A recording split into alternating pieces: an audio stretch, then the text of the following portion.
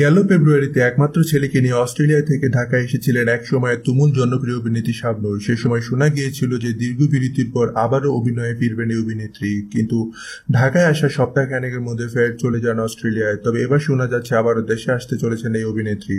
বর্তমানে অস্ট্রেলিয়ার সিডনিতে স্বামী ও ছেলেকে নিয়ে বসবাস করছেন শাবনূর। সেখানে স্কুলে ছেলেকে ভর্তিও করিয়েছেন।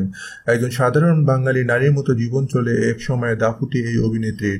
তবে সম্প্রতি তার অভিনীত সর্বশেষ ছবি পাগল মানুষ সেন্সর ছাড়পত্র পেয়েছে, আর এরই মধ্যে শোনা যাচ্ছে সামনে আরো কিছু কাজ করতে অন্তত 1 বছরের জন্য দেশে আসতে চলেছেন তিনি। আসছে ঈদের 2 দিন আগে ঢাকায় আসতে চলেছেন শাবনূর।